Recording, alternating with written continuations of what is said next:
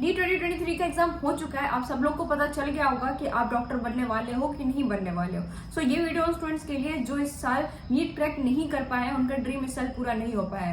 ये जरूरी नहीं है कि हम जिस चीज के लिए मेहनत कर रहे हैं वो चीज हमें मिले ही मिले, पर ये भी सच्चाई है कि अगर हम दिल से जिस चीज के लिए मेहनत करते हैं वो चीज हमें मिल ही जाती है। So hi everyone, this is Smita Gupta, MBBS third student. तुम लोग अभी जिस फेज में हो, काफी साल पहले मैं भी उस फेज से गुजर चुकी हूँ। मुझे पता है कि वो फीलिंग क्या होती है कि जब आपको पता चलता है कि आपके पूरे साल भर की मेहनत जो है वो एक झटके में जज हो जाती है, और एक झटके में आपका पूरा जो ड्रीम था वो इतना बड़ा जो आपने सोच रखा था कि आगे अपने लाइफ में आप क्या करोगे, आप डॉक्टर बनोगे, मतलब वो जो चीजें आप सोचते हो ना नीट प्रिपरेशन के टाइम पे, अब वो चीजें नहीं होने वाली है। लिटरली हमारे सारे सपने टूट जाते हैं और हमें समझ में नहीं आता है कि हम आगे क्या करें।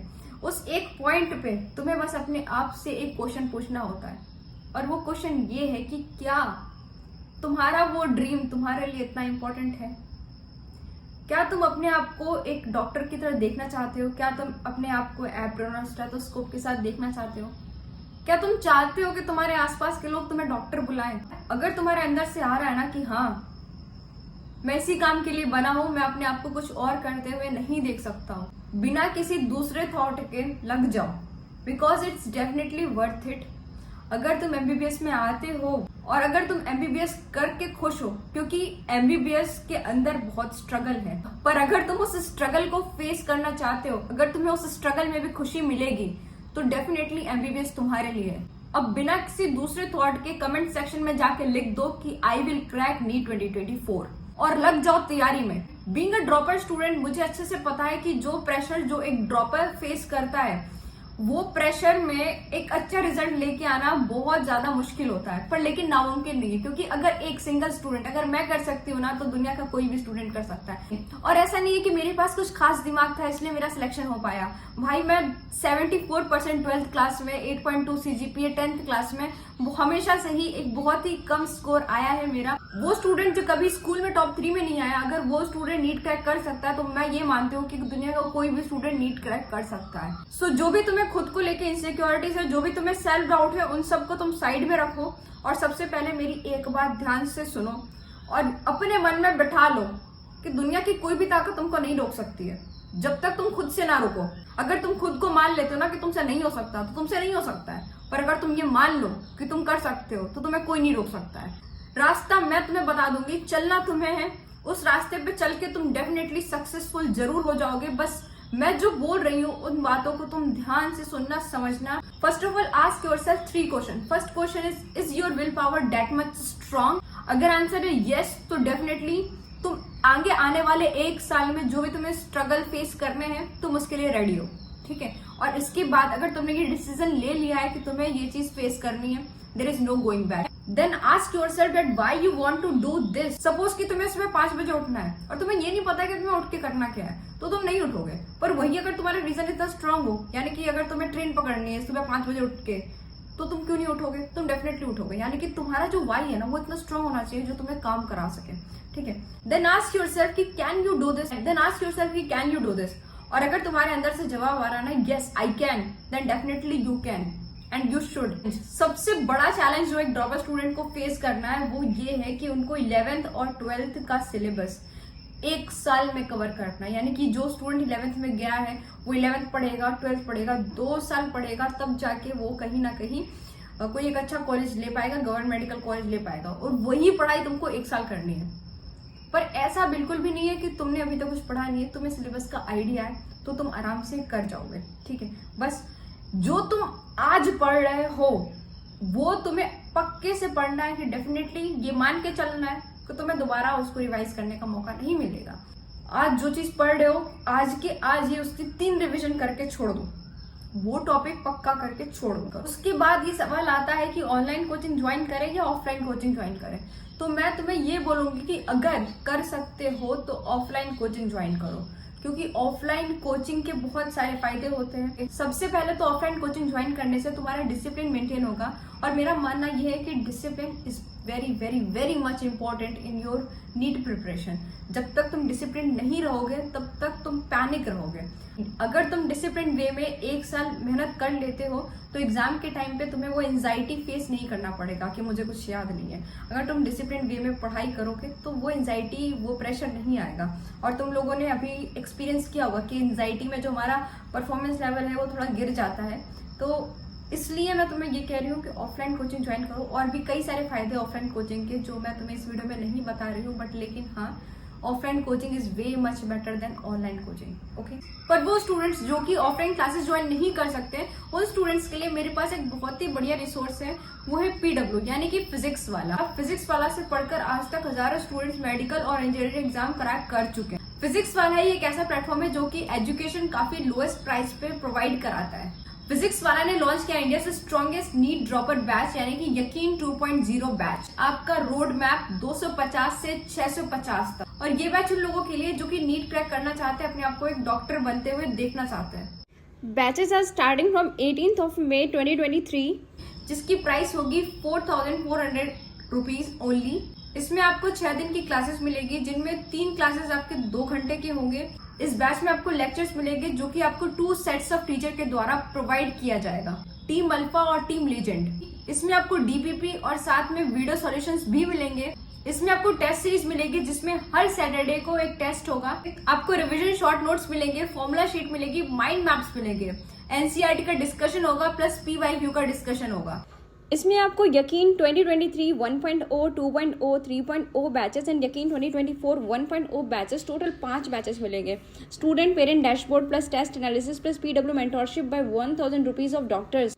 PW कोर्सेज परचेज करने के लिए डिस्क्रिप्शन में दिए हुए लिंक से जाओ और मेरा कूपन कोड यूज करो SG150 for instant 150 rupees discount. Next point जो कि एक ड्रॉपर स्टूडेंट के लिए सबसे ज्यादा इंपॉर्टेंट पॉइंट है, the thing is that you should be like an empty vessel. तुमने देखा होगा कि अगर तुम किसी भरे हुए बर्तन में पानी डालने की कोशिश करते हो तो वो पानी बाहर की तरफ स्पिल हो जाती है, हम नहीं भर पाते हैं, ठीक है। पर वहीं अगर तुम किसी खाली बर्तन में पानी डालने की कोशिश करो तो हम भर पाते हैं। तो ड्रॉपर अपने आप में ही एक भरे हुए बर्तन की तरह है, क्योंकि वो काफी सारे एक्सपीरियंस लेके आया है, काफी नॉलेज लेके आया है, पर लेकिन वो नॉलेज जो है रैंडम वे में है। ओके, तो ड्रॉपर स्टूडेंट को जब वो क्लास ले रहा होता है या कुछ सीख रहा है, कुछ पढ़ रहा है, तो be like an empty vessel, जैसे कि तुम्हें कुछ नहीं आता उस टॉपिक के बारे में, एकदम बिल्कुल जीरो से। ऐसा करने से तुम कहीं ना कहीं उस चीज के बेसिक पर भी ध्यान दोगे और उस टॉपिक को अच्छे से एब्जॉर्ब कर पाओगे, ठीक है। So next point is take each and every class as much as possible. So the next point is take each and every possible class. कई सारे ड्रॉपर स्टूडेंट्स ऐसे होते हैं जो ये बोलते हैं कि मुझे ये टॉपिक आता है, मैं इस टाइम को बचा के यहाँ पे फिजिक्स के क्वेश्चन करूंगा या ये करूंगा वो करूंगा। तो ये सब फालतू बकवास है। तुम्हें ईच एंड एवरी क्लास लेना बहुत इंपॉर्टेंट है। तुम अगर उस क्लास को अटेंड नहीं करोगे तो मानो मेरी बात कि तुम्हें वो टॉपिक नहीं आता है, तुमने वो टॉपिक बहुत टाइम पहले पढ़ा था जो कि तुम भूल गए हो, तुम्हें भी नहीं पता पर लेकिन तुम भूल गए हो। उसमें कई सारे कॉन्सेप्ट्स ऐसे होंगे जो तुम्हें क्लास में जब वो पढ़ा रहे होंगे ना तब रिवाइज होगा। रिवीजन इज द की, ठीक है। अगर तुम्हें भले ही वो चीजें आती भी है पर लेकिन क्लास में अगर तुम बैठोगे ना तो वो चीजें तुम्हें रिवाइज होगी। जितनी बार रिवीजन करोगे उतना बेटर है। तुम क्लास में बैठोगे, वो मेमोरी क्रिएट होगा, एक विजुअल मेमोरी होती है, तो वो सारी चीजें तुम्हें याद रहेगी। क्लास में सर ने बोला था तो वो चीजें कहीं ना कहीं तुम्हें याद रहेंगी, ठीक है। तो एग्जाम के टाइम में तुम्हें कम पैनिक होना पड़ेगा उन चीजों के लिए, ठीक है। ऐसा ना हो कि वो चीजें तुम्हें क्लास में पढ़ाई हो, तुम नीट का पेपर दे के आओ, वो चीजें तुम गलत कर रहे हो। तो हमें सेफर साइड में रहना है, हमें हर चीज से एकदम बिल्कुल प्रोटेक्ट होकर चलना है कि हाँ बिल्कुल भी रिस्क नहीं लेना है। वो चीजें सर पढ़ा रहे हैं, हम वो पढ़ेंगे। क्योंकि कोचिंग में क्या होता है कि टीचर्स काफी एक्सपीरियंस्ड होते हैं, उनको पता होता है कि बेसिकली किस क्वेश्चन पे ज्यादा हमें ध्यान देने की जरूरत है। तो तुम्हें हर क्लास अटेंड करना इंपॉर्टेंट है। जब भी तुम क्लास अटेंड कर रहे हो तो कोशिश ये करो कि जो भी तुम क्लास ले रहे हो उसमें जितना से ज्यादा तुम मैक्सिमम टू मैक्सिमम गेन कर सकते हो, याद कर सकते हो, वो क्लास में ही याद कर डालो, ठीक है। Because retaining the things are more important than just reading, ठीक है। रिटेनिंग सबसे ज्यादा इंपॉर्टेंट होती है। अगर तुम चीजें पढ़ रहे हो और उसे रिटेन नहीं कर पा रहे हो ना तो तुम्हारा सिलेक्शन नहीं हो पाएगा। It's all about how much knowledge you put inside your brain. कितना तुम्हें नीट के पहले तक याद रहता है, वो चीजें ज्यादा इंपॉर्टेंट है rather than writing it at anywhere. Like notebook में तुम लिख लो, स्टिकी नोट्स में लिख लो, तुम दीवारों पे लिख लो, छाप लो, दीवारों को कलर कर दो बिल्कुल, पर उससे कुछ नहीं होगा। तुम्हें बेसिकली यहाँ इन्फॉर्मेशन डालनी है, उसके लिए तुम्हें क्लासेस अटेंड करनी है, तुम्हें टीचर से डाउट पूछना है, तुम्हें सब कुछ करना है, तुम्हें प्रैक्टिस करना है, तुम जितना चाहो उतना टाइम लो अपने आप को, पर लेकिन यहाँ मेमोरी में डालो, कहीं और नहीं, ठीक है। और मेरी एक बात याद रखोगे, to clear the NEET you do not have to read many books, you have to read just one book as many time as possible. मतलब कि तुम्हें 1000 किताबें नहीं पढ़नी है, तुम्हें बस एक ही किताब को 1000 बार पढ़ना है। और 1000 किताबें पढ़ने का तुम्हारे पास टाइम भी नहीं है, तुम एक ही किताब को अगर 100 बार पढ़ोगे ना तो वो तुम्हें ज्यादा फायदा देंगी। So let's start with the subject wise strategy. सबसे पहला सब्जेक्ट है बायोलॉजी, जो कि सबसे इंपॉर्टेंट सब्जेक्ट है। तो अभी मैं तुम्हें ये बोलूंगी कि अभी तुम शॉर्ट नोट्स बनाओ। सबसे पहले एनसीईआरटी की पूरे syllabus like 11th and 12th जितनी जल्दी हो सके सबसे पहले तुम एनसीईआरटी से शॉर्ट नोट्स बनाओ। और शॉर्ट नोट्स में तुम्हें सिर्फ वो पॉइंट्स लिखने हैं जो तुम याद नहीं कर पाते हो, जो तुमसे याद नहीं रहती है, जो तुम्हें लॉन्ग टर्म में एनसीईआरटी में पूछे जाते हैं, like examples and all exception, उन सबको लिखना है, ठीक है। एक पेज में शॉर्ट नोट्स बना लो, बस उतना ही लिखना है। बाकी समझने की चीजें हम पूरे साल भर समझते रहेंगे, बट मोस्ट इंपॉर्टेंट चीजें जो चीजें याद करनी है उसे तुम पेपर में लिख लो, यानी कि शॉर्ट नोट्स बना लो उसके, ठीक है। Use as much colours as possible, क्योंकि कलर्स से एक मेमोरी क्रिएट होगी जिससे तुम्हें चीजें रिटेन करने में हेल्प मिलेगी, इसलिए कलर्स यूज करो जब भी तुम नोट्स बना रहे हो। मोस्ट इंपॉर्टेंट चीजें रेड कलर से कर दो, फिर उससे कम इंपॉर्टेंट है येलो कलर से कर दो, जो नीट में है उसको ग्रीन कर लो। इसलिए अपने कन्वीनियंट के अकॉर्डिंग कलर कोडिंग कर लो और पूरे साल भर उसी कलर कोडिंग को फॉलो करो। Do not read unnecessary stuffs, इसका मतलब ये है कि कुछ भी फालतू नहीं पढ़ना है। एनसीईआरटी पढ़ो, कुछ भी एनसीईआरटी के बाहर के पॉइंट्स कोचिंग में जो मटेरियल पढ़ा रहे हैं उस पर ध्यान मत दो। इट्स ओके अगर तुम्हारे कोचिंग में कम मार्क्स आ रहे हैं, अगर वो क्वेश्चन तुमसे गलत हो रहे हैं, it's definitely not your fault, it's their fault. कभी कभार कोचिंग इंस्टीट्यूट जानबूझ के इस टाइप के क्वेश्चन डाल देती है ताकि आपका जो कॉन्फिडेंस है वो कहीं ना कहीं बैलेंस में रहे, आप ओवर कॉन्फिडेंट ना हो जाओ, ठीक है। तो इट्स ओके अगर आपके मार्क्स उन क्वेश्चंस की वजह से नहीं आ पाते तो उससे आपकी कोई भी फॉल्ट नहीं है, ठीक है। और इससे आपका नीट का रिजल्ट भी इफेक्ट नहीं होगा, okay. And remember practice is the key.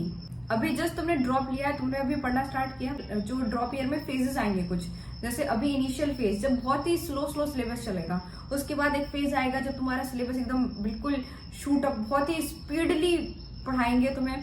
उसके बाद एक फेज आएगा जब तुम्हें मॉक टेस्ट देना पड़ेगा, उसके बाद एक फेज आएगा जब तुम्हें डेली टेस्ट देना पड़ेगा। तो तुम्हें अपने आप को अभी प्रिपेयर करना है उस टेस्ट के लिए जब तुम डेली मॉक टेस्ट दो, कॉन्फिडेंटली दो, बिना पढ़े भी अगर तुम मॉक टेस्ट दो तो भी तुम्हारे नंबर अच्छे आए। अभी से तुम्हें उस फेज को फेस करने के लिए मेहनत करना पड़ेगा, ठीक है।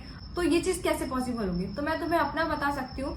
जब मैंने नीट के लिए ड्रॉप लिया था उसी समय मैंने बहुत लॉन्ग टर्म विजन लेके चला था कि मुझे अभी जो मैं पढ़ रही हूँ मुझे ये चीजें नीट तक मुझे रिटेन करना है। उसके लिए मैंने क्लासेस सिस्टमेटिकली बिल्कुल अच्छे से सारे क्लासेस अटेंड करती थी, जो भी वो पढ़ाते थे उसको अच्छे से पढ़ती थी। क्लास में कोशिश करती थी कि ज्यादा से ज्यादा चीजें मैं याद कर पाऊँ। अपने फ्रेंड्स से, अपने टीचर से क्वेश्चंस पूछती रहती थी ताकि मुझे चीजें याद रहें। और उसके बाद मैं उसी दिन सेम डेट में उससे सारे क्वेश्चंस, उस टॉपिक के सारे क्वेश्चन प्रैक्टिस कर लेती थी और जो भी डाउट होता था सेम डे में क्लियर कर लेती थी। मैं कभी भी कोई भी अपना जो पेंडिंग वर्क होता था या बैकलॉग नहीं रखती थी, क्योंकि अगर तुमने एक बार बैकलॉग बना दिया ना तो वो बैकलॉग का बैकलॉग होता जाएगा और तुम कभी पूरा सिलेबस बैकलॉग हो जाएगा, तुम कभी भी सिलेबस कंप्लीट नहीं कर पाओगे। इसलिए ड्रॉप ईयर में कोशिश करो कोई भी बैकलॉग ना हो, क्योंकि कोई भी बैकलॉग तुम अफोर्ड नहीं कर सकते हो। तो तुम्हें कंसिस्टेंटली काम करना पड़ेगा। Consistency is the key. यहाँ पे तुम्हारी कंसिस्टेंसी वर्क करेगी। जितना कंसिस्टेंट तुम हो सकते हो उतना कंसिस्टेंट हो। कोई भी त्योहार हो, तुम्हारे घर में शादी हो, न्यू ईयर हो, बर्थडे सेलिब्रेशन हो, सब भूल जाओ। अब एक ही दिन सेलिब्रेशन होगा, वो होगा नीट के रिजल्ट का सेलिब्रेशन।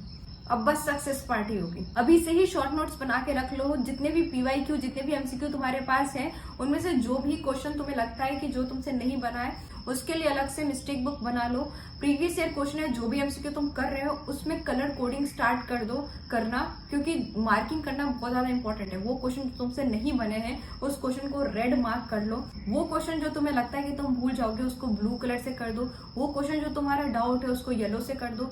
तो इस तरह से कलर कोडिंग अभी से करना स्टार्ट कर दो, क्योंकि कलर कोडिंग करना बहुत ज्यादा इंपॉर्टेंट है। मार्किंग, जो टॉपर स्टूडेंट होता है, जो स्टूडेंट नीट में सिलेक्ट होने वाला है ना, उसकी मार्किंग बहुत तगड़ी होती है, वो मार्किंग बहुत ज्यादा करता है। इनफैक्ट मैं खुद बहुत ज्यादा मार्किंग करती हूँ। जब तुम ये सारी चीजें पूरे साल करोगे और जब नीट के एग्जाम में 1 महीने का टाइम बचा रहेगा और जब मॉक टेस्ट देने का टाइम आएगा, तब तुम अपने पूरे सिलेबस को इन शॉर्ट नोट्स के दम पे रिवाइज कर पाओगे। उसके बाद आती है केमिस्ट्री, जो कि मोस्ट इंपॉर्टेंट है। हम सब जानते हैं कि इस साल केमिस्ट्री के इनऑर्गेनिक पार्ट से बहुत ज्यादा क्वेश्चन आ गए थे, ठीक है, जो कि स्टूडेंट्स को टफ लगे थे। तो इस साल मैं तुम्हें बताऊंगी कि केमिस्ट्री तुम्हें इस साल बहुत ढंग से करना बहुत ज्यादा जरूरी है। तो केमिस्ट्री के 3 पार्ट होते हैं, organic, inorganic and physical chemistry, जिसमें स्टूडेंट्स को सबसे ज्यादा प्रॉब्लम आती है इनऑर्गेनिक केमिस्ट्री में। सो इनऑर्गेनिक केमिस्ट्री में बेसिकली याद करने की चीजें बहुत ज्यादा है, रट्टा मारना है इसमें। तो मैं तुम्हें ये बोलूंगी कि रट्टा मारने के लिए जैसे तुम बायोलॉजी याद करते हो ना, उसी तरह से तुम इनऑर्गेनिक केमिस्ट्री को भी याद करो, ठीक है। अपने आसपास जो भी तुम्हारे बैचमेट्स हैं, जो उनसे बार बार डिस्कस करते रहो, उनसे क्वेश्चंस पूछते रहो। या तो तुम ऐसे याद कर लो, या तो तुम बहुत सारे एमसीक्यू सॉल्व करो। बहुत सारे एमसीक्यू सॉल्व करने से भी क्या होता है कि हमें चीजें याद हो जाती है, ठीक है। Completely stick to NCERT. NCERT भगवान है, एनसीईआरटी ही सब कुछ है, हमें एनसीईआरटी ही पढ़ना है। उसके बाद आती है ऑर्गेनिक। ऑर्गेनिक में हमें बेसिकली जो भी तुम्हें क्लास में पढ़ा रहे हैं, तुम्हें वो पूरी क्लास अटेंड करनी है, ढंग से करनी है, और इनऑर्गेनिक के नोट्स बनाने हैं। और इनऑर्गेनिक में जो भी इंपॉर्टेंट रिएक्शन है, रिएक्शन मैकेनिज्म है, जो भी एक्सेप्शन है, वो सब लिखना है, ढंग से नोट्स बनाने, कलरफुल नोट्स बनाने हैं। और प्रीवियस ईयर क्वेश्चन और मॉड्यूल में जितने भी क्वेश्चन वो सब अच्छे से करने हैं। मिस्टेक नोटबुक बनानी है, शॉर्ट नोट्स बनानी है। इनऑर्गेनिक के शॉर्ट नोट्स और माइंड मैप बनाओ, खुद के बनाओ, जिससे तुम्हें लास्ट के टाइम पे रिवाइज करने में बहुत ज्यादा हेल्प मिले। और मेरी एक बात याद रखना कि वो स्टूडेंट जो शॉर्ट नोट्स नहीं बनाएगा वो नीट में सिलेक्ट नहीं हो पाएगा। अगर तुम्हें नीट में सिलेक्ट होना है तो तुम्हें अभी शॉर्ट नोट्स बनाने, जिसको तुम रिवाइज कर सको नीट के पहले, जिससे तुम्हें कॉन्फिडेंस मिले। और वो कॉन्फिडेंस बहुत इंपॉर्टेंट है, और तभी आएगा जब तुम शॉर्ट नोट्स बनाओगे, उसको रिवाइज करोगे, ओके, नीट के पहले। इनऑर्गेनिक हो, ऑर्गेनिक हो या फिजिकल केमिस्ट्री हो, उसमें तुम्हें प्रीवियस ईयर क्वेश्चन को बिल्कुल इग्नोर नहीं करना है। प्रीवियस ईयर क्वेश्चन को ढंग से एकदम रटे जाओ। प्रीवियस ईयर क्वेश्चन को तुम्हें ये पता होना चाहिए कि कौन सी ईयर में कौन सा क्वेश्चन आया था। एमसीक्यू प्रैक्टिस करो, वो सारे एमसीक्यू एनसीईआरटी बेस्ड ही होने चाहिए, ठीक है। हमें एनसीईआरटी के बाहर नहीं जाना है। एनसीईआरटी के बाहर जाके हमें कुछ नहीं मिलने वाला है। हम जो हमें मिल सकता था वो भी शायद हमें ना मिले, ठीक है। लास्ट टाइम रिवीजन सबसे ज्यादा इंपॉर्टेंट है केमिस्ट्री में। लास्ट टाइम रिवीजन, अगर तुम लास्ट टाइम में रिवाइज नहीं कर सकते हो ना उस चीज को, तो वो पढ़ना तुम्हारा बिल्कुल वेस्ट है, ठीक है। जो भी तुम पढ़ रहे हो करो, कोशिश ये करो कि तुम उससे ऐसे शॉर्ट नोट्स बनाओ जिसको तुम रिवाइज भी कर सको, ठीक है। रिवीजन अगर तुम नहीं कर पाते हो किसी भी चीज का, तो वो चीज तुम्हें पढ़ने का लिटरली कोई सेंस नहीं है। तुम वो जो पढ़ रहे हो it's just waste of time, ये याद रखना, ठीक है। अगर तुम ड्रॉप ले रहे हो और अगर तुम ये गलती कर रहे हो, तो ये गलती तुम्हें बिल्कुल भी नहीं करना है, ठीक है। फिर बात आती है फिजिक्स की, और मेरी प्रिडिक्शन ये है कि नीट 2024 में फिजिक्स जो होगा वो टफेस्ट होगा, ठीक है। नीट 2022 में जो हमने देखा था कि नीट 2022 में बायोलॉजी पार्ट आया था टफ। नीट 2023 में हमने देखा कि केमिस्ट्री आया था टफ। तो अब मुझे लग रहा है कि फिजिक्स इस साल टफ आएगी, ठीक है। फिजिक्स की बात करें तो ये ऐसा सब्जेक्ट नहीं है जो तुम्हें 2 दिन में आ सकता है। फिजिक्स को पढ़ने के लिए टाइम चाहिए, समझने के लिए टाइम चाहिए, और सिर्फ समझना ही नहीं, हमें नीट में आए हुए क्वेश्चन को सॉल्व भी करना है। That require lots of practice and time too, okay. उसके लिए तुम्हें फिजिक्स की हर एक क्लास को अटेंड करना है, तुम्हें कोई भी क्लास छोड़ना नहीं है। और कोचिंग में जो भी तुम्हें असाइनमेंट मिलते हैं, जितने भी क्वेश्चन सॉल्व करने के लिए मिलते हैं, डीपीपीज मिलते हैं, उन सबको सॉल्व करो। और जितने ज्यादा क्वेश्चन प्रैक्टिस कर सकते हो तुम उतने करो। अगर डीपीपीज तुमने सॉल्व कर लिए हैं, अगर असाइनमेंट तुमने बुक के सॉल्व कर लिए हैं, तो तुम अपने टीचर से एक्स्ट्रा क्वेश्चंस भी मांगो।